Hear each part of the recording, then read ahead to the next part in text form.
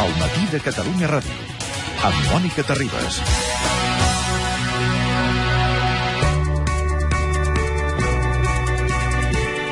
Dia de reaccions polítiques en aquests pressupostos generals de l'Estat, dia de valorar si són realment uns pressupostos que ajudaran a pal·liar els problemes que té la nostra societat aquí a fora, i oportuna l'entrevista que li fem avui a David Fernández de la candidatura d'Unitat Popular, que és aquí a l'estudi del matí de Catalunya Ràdio. Benvingut, David. Bon dia, Mònica, gràcies.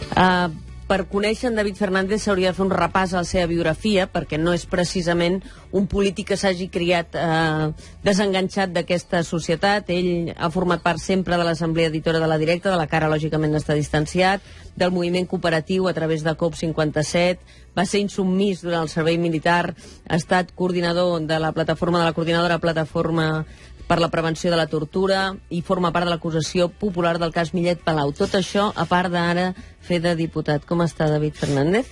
Està animat? Estem animats, un país que fa molt temps que lluita i que treballa per la llibertat i per la justícia. Un dia més. Aquests pressupostos generals de l'Estat, com els valora la CUP?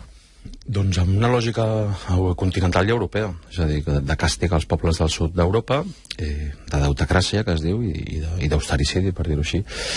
És a dir, la garantia de que la recuperació és un miratge, de que seguim abonant com una mena de minotaure, doncs seguim transferint rendes de baix a dalt per rescatar un deute fonamentalment privat que es paga des dels treballadors i les classes populars. Mala notícia pels països catalans i molt mala notícia pels nostres companys i pobles treballadors de la resta de l'estat espanyol. Què és el que més li preocupa a David Fernández? La reforma de pensions, que l'atur evidentment no baixa, que hi ha un deute que pràcticament ratlla el 100% del PIB?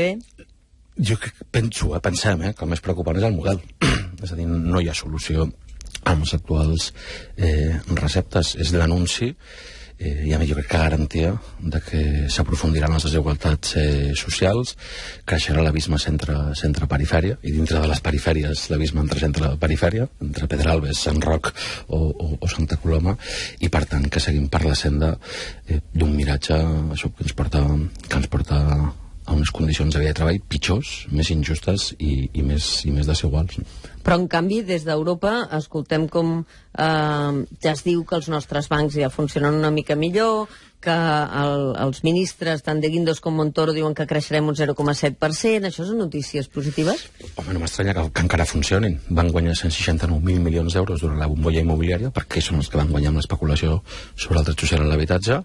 Els hem rescatat amb diners públics, només faltaria que no funcionessin. La injecció de capital públic que han tingut, només faltaria que sobre els hi anés malament. David Fernández va dir en una ocasió en el Parlament que aniria a veure Isidre Fainé i li demanaria 4.000 milions dels 8.000 de beneficis que havien fet per poder rescabalar el poble de la crisi i del que ell anomena l'austericidi. Ha tingut aquesta reunió amb Isidre Fainé? No encara, però s'hauria de vestir, s'hauria de concretar, no només amb Isidre Fainé, sinó amb altres empreses de matriu catalana que presten serveis fonamentals. Per exemple, estic pensant en gas, llum i aigua, ara que es parla tant de talls de subministraments a famílies empobrides per la crisi, clar, i pensar qui pot aturar aquests talls de subministre bàsic, doncs és fàcil. Si Gas Natural ha guanyat 1.400 milions d'euros l'any passat de beneficis, gairebé el que hem retallat a Catalunya, una mica menys, doncs que es carreguin el compte de beneficis de Gas Natural i el mateix Endesa, que ha guanyat 1.024 milions. David Fernández va ser molt crític amb els directius de Catalunya Caixa quan van comparèixer a les comissions d'investigació. Ara han estat imputats tant Narcís Serra com Adolf Tudó. Vostè havia dit alguna vegada: tinc ganes de veure banquers a la presó. Aquest és un desig que té, bàsicament perquè hi hagi justícia. En aquest cas, les imputacions són per acords del Consell d'Administració i estan imputats els membres del Consell d'Administració. Està content de com evoluciona la justícia, David Fernández? No, jo penso que és lenta. I el senyor Romero ho deia, no?, que la justícia és com la serp, només mossega els descalços. No? Però en aquest cas no ho semblaria. No ho sembla, ja ho veurem. És administració deslleial, jo penso que és extensible, és a dir, ara no val dir només Narcís Serra, només Alfons Tudó. El senyor Serra el va anomenar José Montilla, el sou i les pensions milionàries, no només del Fons Tudor, es va aprovar bona part de l'establishment polític i sindical d'aquest país. Per tant, jo espero que s'aprofundeixi i espero que aquesta porta que s'ha obert s'aprofundeixi i veure sentències. És veritat que a la presó, finalment, nosaltres no tenim cultura punitiva de presó, és a dir, la presó ens sembla, doncs, des d'un punt de vista cultural i civilitzadori, doncs no estem a favor de les presons, però pensem que si hi ha 18.000 persones preses pobres als països catalans per fets menors, no? Que menys que hi hagi... També ho han dit Premis Nobel d'Economia Alternatiu, Alekhov i Stiglitz, fins que els responsables de la crisi no estiguin a la presó, no hi ha solució possible. Islàndia ho ha fet. Ha jutjat banquers i els ha empresonat. David Fernández va ser membre de l'acusació particular del cas Millet Palau. L'altre dia vam saber que tant el Palau de la Música com l'Orfeó demanen 81 anys de presó per Millet i Montull, però en canvi eximeixen Convergència Democràtica de responsabilitat, malgrat que evidentment tenen la seva embargada per aquesta raó, etc. No cal explicar-ho als nostres oients, que ho saben perfectament. Està satisfet de com evoluciona aquest cas? En l'actitud, no. Des del punt de vista de la justícia ràpida i efectiva que s'aplica segons qui, segons un vaguista general que se l'agafa i se l'empresona 30 dies i després resulta absolt, no. I l'altre, doncs, amb sorpreses. No? El cas Palau són 3 casos Palau, finalment, per nosaltres, per l'acusació popular, no? la que fa referència al saqueig de les finances públiques de M&M, no? de Millet i Montull, la que fa referència al que està investigat ara, que és el finançament il·legal de Convergència Democràtica de Catalunya via comissió de la línia 9 del metro, aquesta línia que ens va costar 16.000 milions d'euros, o de la Ciutat de la Justícia, paradoxalment, i la que fa referència, en aquest cas, a l'Ajuntament de Barcelona.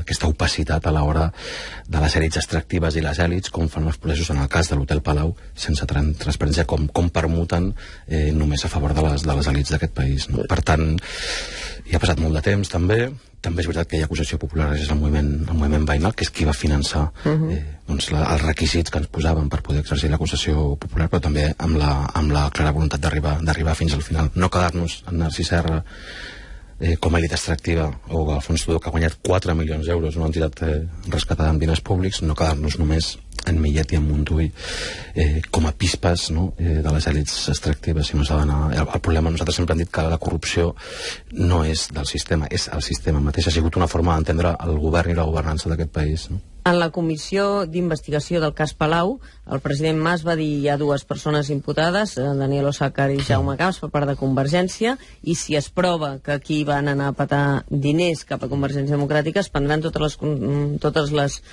derivades, s'assumiran les derivades d'això i es tornarà fins a l'últim euro. I confia amb el president quan diu això? I confio moderadament, és a dir, la frase des d'un punt de vista democràtic i ètic és irreprobable, no?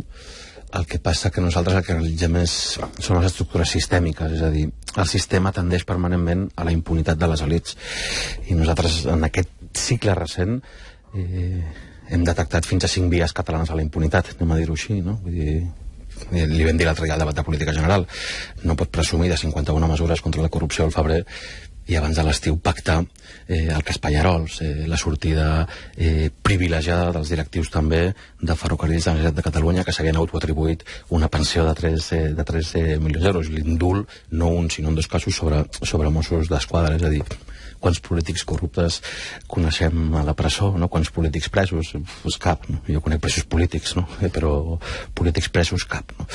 I aleshores aquesta és una situació que per nosaltres és el problema fonamental, la falta d'absència, com passa en la política econòmica, no tenim instruments, i en la lluita contra la corrupció doncs falten també instruments. El cas Palau no n'és una investigació a fons, al tram inicial, sinó n'és d'una filtració interna. El cas Gürtel és un USB, és a dir, no hi ha estructures judicials, ho han reclamat moltes vegades, molta més transparència i molts menys instruments d'investigació, fiscalies especialitzades en quines són les dinàmiques de corrupció a casa nostra que estan vinculades bé al cicle d'especulació immobiliària, bé al finançament il·legal de partits polítics, bé a l'enriquiment personal. Avui hem sabut, per exemple, que en el cas Bárcenas, ahir ho explicàvem ja, que alguns dels casos en què s'hagi pogut incórrer en un delicte doncs estan prescrits, i que els pagaments que es van fer des del Partit Popular en aquesta suposada comptabilitat B posteriors al 2007, com que no superen els llindars econòmics que el constituirien delicte, doncs no passa res, diguem, no?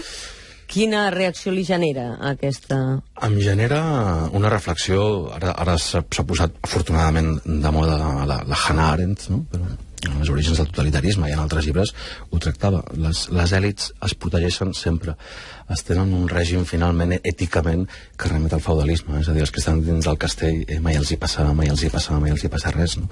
I aquesta expressió, i en canvi amb les protestes de la paga i els escarnis, etc., sí s'ha canviat la legislació per dir que si s'agredeix un polític moral o físicament fins a 4, 5 o 6 anys de presó, no? És a dir, és la llei de l'embut permanent. Però ara, en canvi, sí que hi ha hagut una reforma del Codi Penal que apunta que si un polític està imputat o fins i tot hi ha indicis de culpabilitat, el podran apartar del càrrec. Això sí que és un canvi, no? Un positiu? És un canvi, sí, és una gota en el desert, però jo insisteixo després això entre les declaracions, les paraules i els fets, no? Les paraules són molt boniques, ens convencen, però després la vida quotidiana i el dia a dia, i això, les paraules només són paraules si no van acompanyades de fets que les converteixin en realitat. Quan veiem que això passa, el senyor Bustos avui està cobrant de la Diputació 80.000 euros a l'any i està imputat al cas Mercuri. Malauradament la llista és enorme, no? Un dels problemes que tenim és... El senyor Núñez i Navarro hauria d'estar a la presó. No està condemnat a 12 anys de presó. I no està a la presó pel pitjor cas d'expoli fiscal en el cas Hisenda, que a més tenen una estratègia perfecta i definida d'advocats de togues d'or que entren sempre, dilaten el procés perquè el delicte prescrigui i perquè finalment per raons humanitàries o per dilació de la justícia no trepitgin i el que és pitjor, no rescabalin tota la quantia que han usurpat a la ciutadania. David Fernández, un dels problemes que té el sistema són les portes giratòries. Vosaltres, des de la CUP, heu denunciat en diverses ocasions el pas de la política al món de l'empresa i de l'empresa al món de la política. Seria el cas, per exemple, del ministre Morenés, no? Sí, i tant, a la indústria de guerra.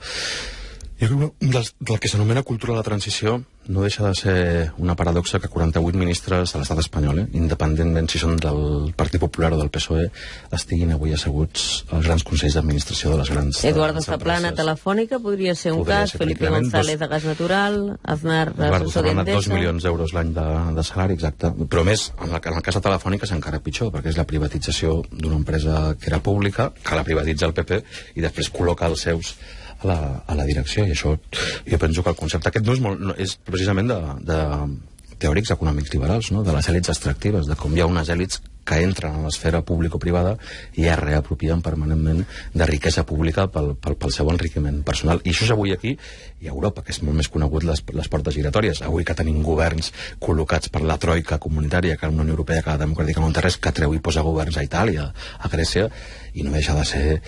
Bueno, Itàlia també treu i posa governs a Berlusconi, Sí, això és el que estem vivint ara. Sí, però Berlusconi, com representa perfectament les èlits extractives, entra dins de la mateixa lògica, però veure una Unió Europea que després del pet de gla de Lehman Brothers, on situa exresponsables de Lehman Brothers a la Troika o de Goldman Sachs, el mateix Luis de Guindos, el responsable de Lehman Brothers a l'estat espanyol, doncs no deixa de ser un insult a la intel·ligència col·lectiva. David Fernández de la CUP va entrar en el Parlament després d'una intensa, seguit d'assemblees en què la CUP discutia si havia d'entrar o no a fer política des del Parlament. Finalment, quan Artur Mas va convocar aquelles eleccions precipitades el 2012, la CUP va decidir entrar-hi, va obtenir 127.000 vots i 3 diputats. Va dir que entraria com un cavall de Troia, que seria la representació de les classes populars representades al Parlament.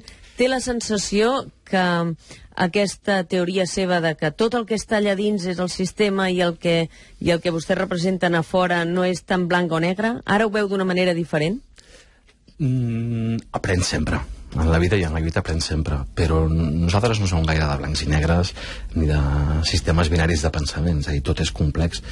El que passa que els sistemes de poder han canviat molt. Són molt subtils. I ara sempre diem que és més perillós el poder de prop que de lluny. De lluny ho pots tenir més clar, no? Però sí, jo penso que sí. Pensem sobretot que el Parlament està molt allunyat de les necessitats socials, polítiques i econòmiques del país, per voluntat política en part, però també perquè s'ha anat minvant el poder polític de la política mateixa, és a dir, els mercats han guanyat tant terreny que avui qui marca les condicions del país són els mercats financers, però sens dubte aprens moltíssim i entens també, dit des de tota la humilitat, doncs això, doncs el nivell a vegades també de mediocritat que existeix al país en l'àmbit polític i els elevats nivells. Vol dir que tenim diputats i diputades que són mediocres, David Fernández? Vull dir que hi ha actituds, habilitats i capacitacions que són mediocres avui al Parlament de Catalunya, sens dubte, i és una cosa que enllaça també, i abans ho parlàvem a fora amb el senyor López Gosmil, aquest desplaçament de la política a la societat també. Tenim una matèria grisa, una capacitat com a país que s'ha decebut de la política oficial, de la política que va néixer d'un règim que s'acaba, que és el règim de la transició, però sí, sens dubte, el Parlament no està a l'alçada de les injustícies, de les desigualtats i de l'absència de sobirania política i econòmica que a crits reclama aquest país. Parla dels líders polítics dels diferents partits, parla de les seves estructures, parla del president del govern, del cap de l'oposició. Pot concretar a qui refereix? No, parlo de les respostes polítiques. És a dir, en la pitjor crisi social i econòmica que vivim a casa nostra, amb 3 milions de pobres als països catalans, amb 1,7 aturats, amb 150.000 desnonats, el Parlament, la política, hauria d'estar desplegant tota la seva capacitat per aturar sagnies, per transformar el model, per intentar bastir més justícia social, i això no ho està fent. Ha sucumbit, això grosso modo, ha sucumbit als mercats financers. La política està colonitzada pels mercats i sí, però vostès alguna vegada han dit doncs es deixa de pagar el deute. Sí. Això vol dir que el dia que vagis a buscar calés no te'ls donen. És igual, ja no els donen.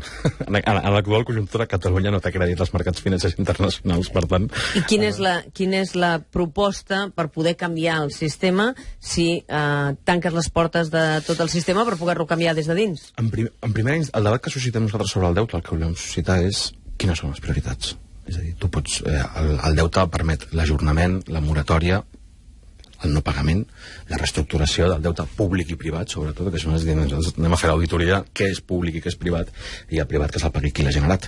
No? Perquè penso que hi ha moltes possibilitats. Sempre recurrentment, valgui la redundància, a Islàndia, que ho va fer via referèndum. Sí. Nosaltres també volem decidir sobre les retallades, sobre l'empitjorament de condicions de vida i treball, però també pensem que no ho podem fer sols, tampoc és un problema que afecta al sud d'Europa, és a dir, l'orgia postfranquista immobiliària de l'estat espanyol, la corrupció olímpica grega, el casino irlandès, no es poden deslligar del seu màxim, no? d'Alemanya, perquè va ser financiaritzat per l'expansió de l'economia alemanya i finalment el rescat català a la banca espanyola és el rescat de la banca alemanya i dels inversors alemanys, francesos i anglesos, no? Que van jugar al pòquer en la nostra costa i en va ser l'especulació, per tant que perdin ells.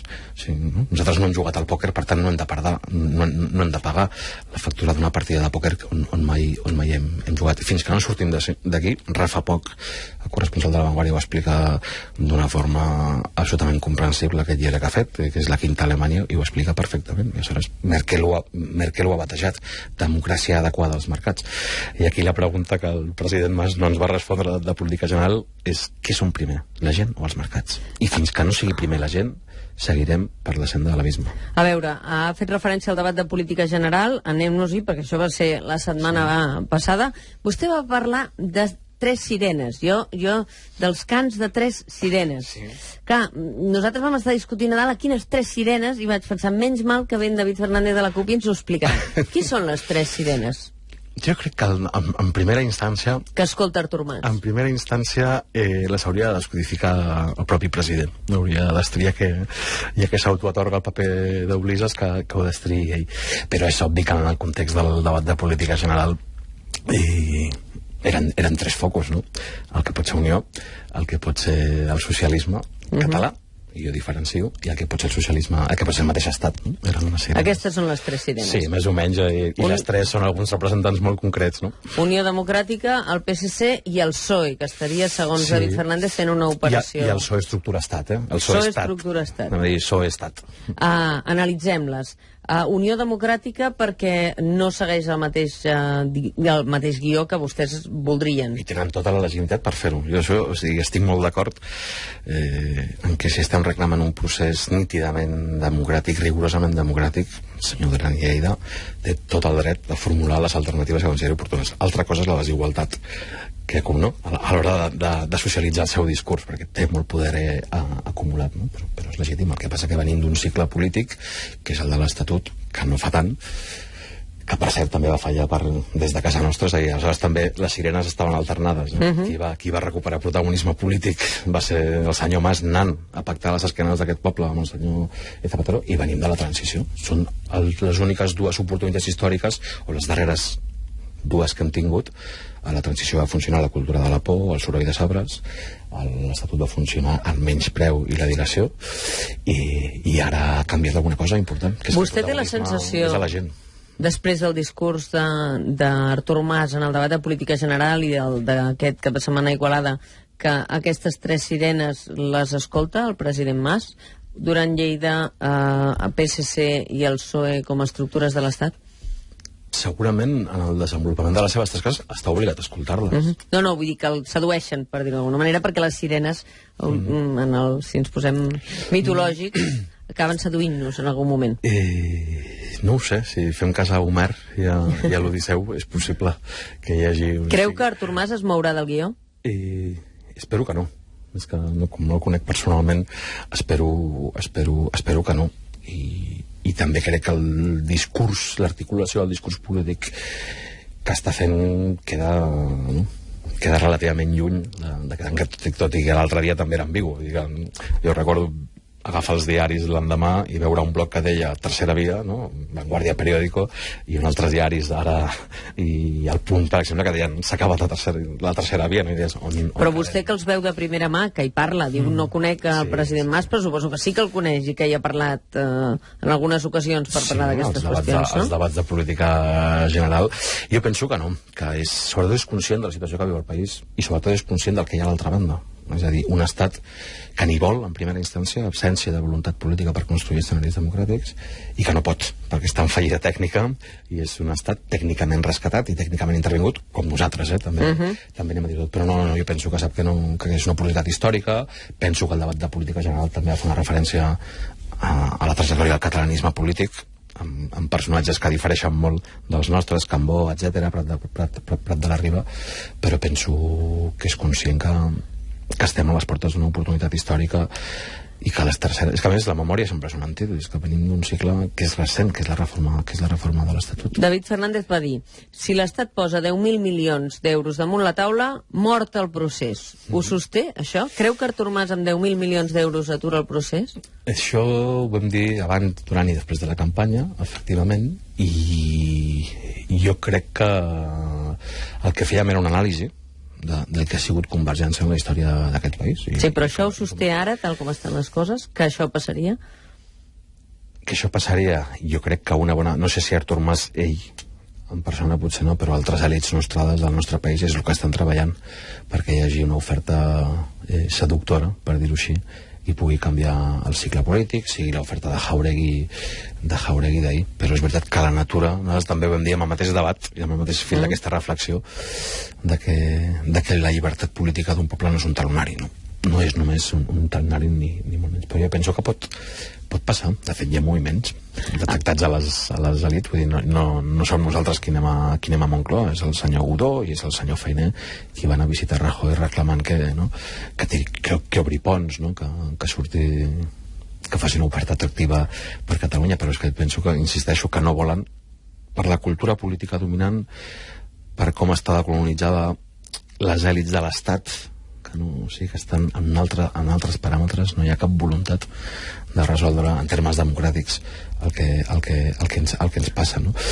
Vostè fa uns mesos deia que tenia una certa síndrome d'Estocolm respecte a Artur Mas. Per això responc així quan em fa la pregunta. Sí. La manté, veig. Sí, absolutament. Però la mantenc absolutament en el sentit de que quan escoltes el discurs polític veus que hi ha la decisió, més ho ha dit, consulta sí o sí, no? En termes legals, és a dir, què s'ha de fer per fer la consulta, i jo penso que està, no? O sigui, que personalment, el que passa que és veritat, o sigui, la síndrome d'Estocolm continua, això és la pregunta que toca respondre, però l'altre és que nosaltres el focus no posem en el que fa deixar fer el president. Nosaltres l'esperança, per on passa l'esperança? per on ens passa l'esperança és per on ens passa sempre, és a dir, per l'activació social i per aquesta capacitat persistent mobilitzadora que ha tingut la societat civil, el teixit popular d'aquest país, que és finalment l'autèntic protagonista d'aquest procés en comparació amb el procés de reforma de l'Estatut i amb la transició, no? Avui, fins i tot des d'Europa, o el Suso del Toro també ho vam dir l'altre dia, no? Doncs és molt interessant el que està passant a Catalunya i s'estudiarà a les facultats dintre de 5, 10 o 15 anys, no? Com un procés de mobilització social persistent, un reclam de democràcia, un reclam d'urnes per poder construir un país millor i més lliure, doncs s'ha articulat des del carrer. David Fernández, la base de la CUP és la il·lusió de tenir un sistema social socialista, per entendre'ns. Quina és la seva reacció davant dels moviments que està fent el PSC, el Partit Socialista, que se suposa que hauria, o se suposa que defensa uns ideals que des del punt de vista de la igualtat i de la persecució dels objectius de base comparteixen? Quina és la reflexió que fa David Fernández respecte al paper que fan els socialistes espanyols i catalans? Doncs faig una reflexió sobre les èlits del Partit Socialista Obrer Espanyol a Ferraz i sobre les èlits del Partit Socialista dels catalans al carrer Nicaragua. No sobre les bases votants. Avui hem parlat de deutecràcia, d'aquests pressupostos neoliberals, i el PSC i el PSOE són part fonamental d'aquest engranatge. És a dir, aquests que diuen que no es pot reformar la Constitució són el que un agost, no? amb estivalitat i traïdoria van reformar la Constitució, la irreformable Constitució, a l'article 135, després d'una trucada d'una senyora que es deia Angela Merkel, que és qui mana de veritat. Per tant, per mi, les elits són part del problema i no de la solució. Ara, nosaltres, com a tradició política, el socialisme català, Serra i Moret, qui vulguem, vull dir, tants Pallac, penso que s'ha de reconnectar amb aquestes tradicions que van ser molt desplaçades a la transició política, també, no? Bueno, eren 3 fusions de 3 tradicions socialistes i aspirem que són part del país. Què li demana Pere Navarro quan vostè finalment, des de la CUP, vostès 3 voten amb Convergència, amb Esquerra, amb Iniciativa, que els hi costa votar algunes qüestions, sempre fan això del sí crític, l'abstenció, com era el qualificatiu que li va donar l'abstenció incrèdula, que jo encara estic buscant com interpretar-ho, però l'altre dia vam votar que sí amb Convergència, Esquerra i Iniciativa, i en canvi el PSC no va votar en aquesta resolució. Què els hi demana la CUP als socialistes pel que fa al procés? Que siguin federalistes de veritat, que rellegeixin les obres de Pi Margall i que entenguin que el federalisme es fa des de l'autonomia i la llibertat pròpia, sense cap imposició i cap retallada de la pròpia autonomia i la pròpia llibertat. I fins i tot que la tercera via està dins del sí. Primer decidim que som lliures, i quan siguem lliures ja decidirem a qui ens cedarem, quina relació establim amb Europa, quina establim amb la Mediterrània, que sempre ens n'oblidem, i per nosaltres una Mediterrània en pau i solidària també és fonamental, però per tant que deixin de prostituir el federalisme originari i original del federalisme en català. Si no som lliures no ens podem federar amb ningú, no? David Fernández, moltes gràcies per ser aquí avui al Matí de Catalunya Ràdio. A vosaltres per la invitació i ens veiem qui vulgui al carrer avui a 7:45 contra aquesta operació contra Herrera que ens fa tot el temps, pretèrits i pitjors. Aquesta és una qüestió, perdoni, li faig una última pregunta. Vostè coneix molt bé el procés de pau a Euskadi i el coneix de primera mà. Està encallat, això? Mira, s'assembla molt. Mira, són processos absolutament diferents que no es poden comparar, però sí que la resposta de l'Estat és molt similar. Jo penso que l'altre dia hi ha hagut aquest cop policial al qual vostè Arnaldo Tegui ho deia, a l'Estat avui encara els és més fàcil, més còmode la no solució que la solució. Per tant, més pressió social, però jo penso que no hi ha procés. Hi ha unilateralitat encara en el cas de l'esquerra Abertzale, i s'ha respost amb unes mesures que responen a la lògica d'estat d'excepció que també ho ha caracteritzat. Avui t'aixeques pensant en el 20 de febrer del 2003 quan van tancar Guncaria, no? I quan la situació ha canviat tant. Per tant, per això avui moltes forces, o sigui, la plataforma Pau i Democràcia del País Basc, que és molt transversal, ha convocat davant delegació del govern a quarts de 8 per protestar contra aquesta operació, contra un espai que veïlla pels drets humans, que efectivament dona suport al col·lectiu de presos polítics bascos, però que el que està fent és la denúncia constant i permanent d'una política penitenciària ancorada en el càstig afegit als familiars i en lògiques de venjança. David Fernández, que vagi molt bé, molta sort. Moltíssimes gràcies, igualment, Mònica.